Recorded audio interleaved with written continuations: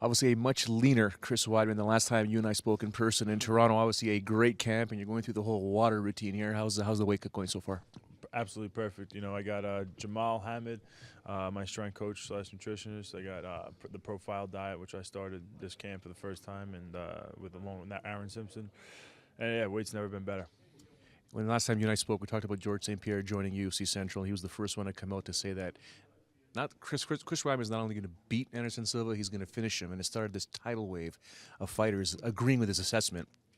Is that more motivation for you, or is that pressure to live up to the peers' expectations? Neither.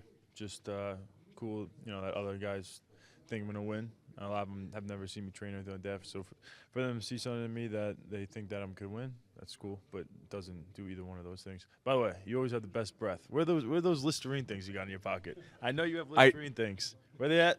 Look at this. I caught them. Yeah, Listerine. Got a new sponsor? That'd be cool. I don't know how to come back from that one, but let's get back to the fight on the main event there. You're playing captain spoiler because everyone's talking about super fights with George St. Pierre and Anderson Silva and John Jones, and they're forgetting that, hey, Chris Weidman is the guy that's going to spoil that party. You've already offered a rematch. Yeah, I mean, with the super fight thing, you know, to be the man, you got to beat the man. That's what I've been saying. And after I beat Anderson Silva, I think, you know, the fans are going to be happy with, you know, there'll be different things that they want to see. And I'm not taking anything away from the fans, trust me. I spoke with the guru, John Danaher, when you guys were doing the open workouts, and we talked about you have to get past the matrix of Anderson Silva to get that takedown or potentially put him on his back. In your assessment of Anderson Silva's striking, how difficult do you think is it going to be, or is it just a matter of, you know what, when the time is right, I go in? No, you know, it's about deception. It's a chess match. So when I got to get him to think I'm standing with him, and I got to just put pressure on him and expose him with my pressure and make it my fight, which kind of will melt down the matrix. So it's funny you mentioned that. That's what John was saying. But at the same time, is there an envisioned perfect fight for you on Saturday night to prove to everyone that you are the best middleweight in the world? Yeah, I just go out there and shine. I don't have any specific things. I mean, I envision the fight going a million different ways and a lot of different good ways. So I can't pick which one is the best, but just hopefully it goes a good way where, you know, I could kind of wow everybody and, you know, make a statement.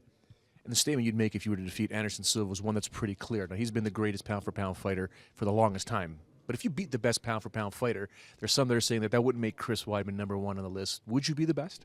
I wouldn't think on ranking system I would be #1 ranked pound-for-pound at that point. You know, there's a lot of other really good guys who've been at the top for a long time. I'm just coming up now, so I wouldn't expect to be #1, that's for sure. But you would want to enter that super fight conversation, or is there any guy out there that you'd like to see Anderson or George or John or someone face?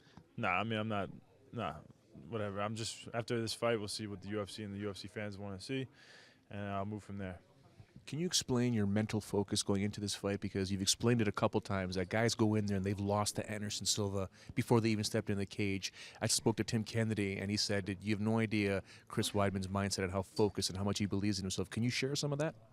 Yeah, I mean, it just comes from hard work. There's no secret. You know, I try to be the hardest worker in the room every single day since I got into MMA, and I think I've done that pretty much. And so there's no regrets, just a lot of confidence that comes off of working hard. And obviously you have, you know, talent and all that other stuff to go with it, and good coaching and family. I got a lot of good stuff around me and in the right place spiritually, and that's really it. And Roger Gracie told me if I was to ever roll with you, if you get on top, it's a bad scene. Yeah, I'd say I'm pretty good on top. I'm not good on the bottom too. You'll be surprised. Wow, thank you very much for your time. All right, thank you. He is the #1 contender in the middleweight division, taking on the champ Anderson Silva Saturday night, UFC 162 at the MGM Grand.